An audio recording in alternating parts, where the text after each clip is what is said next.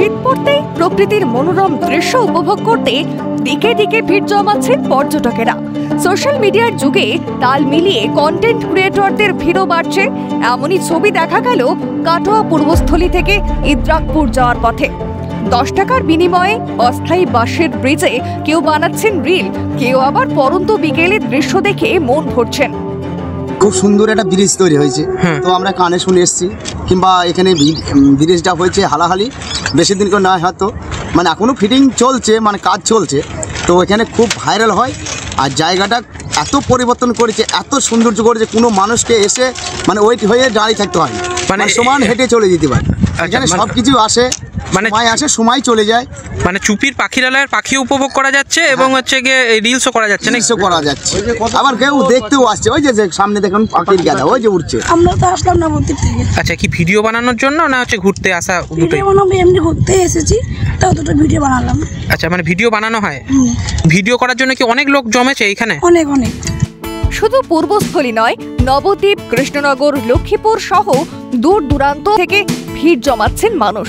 এই ব্রিজ এখন পূর্বস্থলীর ভাইরাল বাঁশের ব্রিজ নামে ভালোই পরিচিতি পেয়েছে।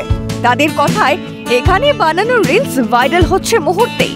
এই ব্রিজে যেমন আনন্দ উপভোগ করছেন সকলে, তেমনি কেউ কেউ আবার রিলস বানাতে গিয়ে খুইয়েছেন মোবাইল ফোন। তাই কর্তৃপক্ষের তরফেও পর্যটকদের সতর্ক করা হয়েছে বারংবার। ব্রিজের ওপর ভালো লাগে আর ভিডিও বানাতেও আসি। খুবই সুন্দর করেছে ব্রিজটা, যে দাদাই করেছে, যারাই করেছে খুব সুন্দর করেছে। তাই এখানে অনেক বৈকাল হলে দাদা ভাই দিদি ভাইরা আসে ভিডিও বানাতে, আমরাও এসেছি।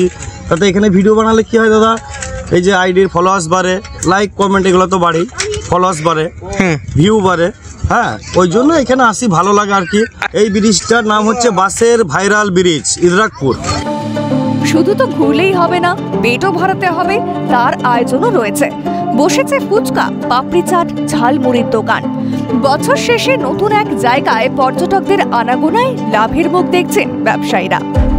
লোক আসা, এখানে টুকটাক লোক যেহেতু জমায়েত হচ্ছে, এখানে টুকটাক খাবারের দোকান, বাদাম থেকে শুরু আমার যে ঘটি গরম বা আদার্স অন্যান্য ঘুগনির দোকান, ফুচকার দোকান, এখানে টুকটাক বেচাকেনা হচ্ছে।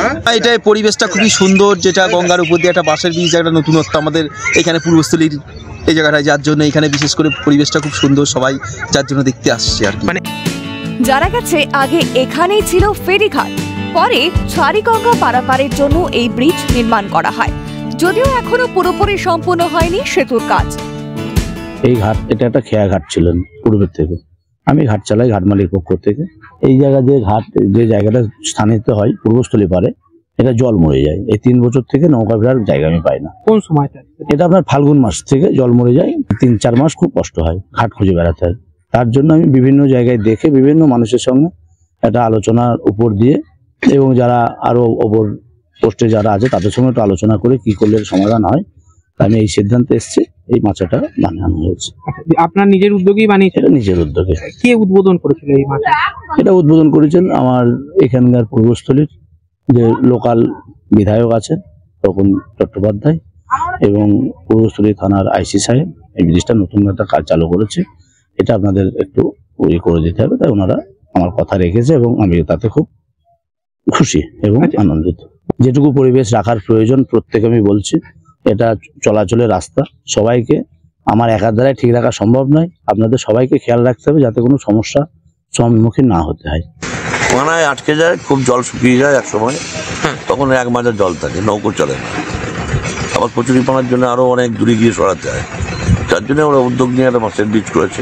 কাদের উদ্যোগে হয়েছিল এই বাঁশের ব্রিজ? যে আপনার ডাক নিয়েছে সেই করেছে। আচ্ছা, মানে আমরা বলেছি একটু মজবুত করে করবি, কারণ বহু লোকের ভিড় হচ্ছে, ওখানে ভাঙবে না।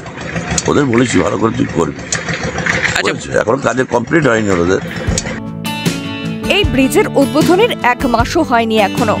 এরই মধ্যে রীতিমতো ভাইরাল এই ব্রিজের স্বাস্থ্য নিয়ে বাড়ছে দুশ্চিন্তা। ফলোয়ার্স, লাইক বাড়ানোর জন্য বিপাকে যেন না পড়তে হয় কাটোয়ার আম জনতাকে। অরূপ সেনগুপ্তর রিপোর্ট, ক্যালকাটা নিউজ।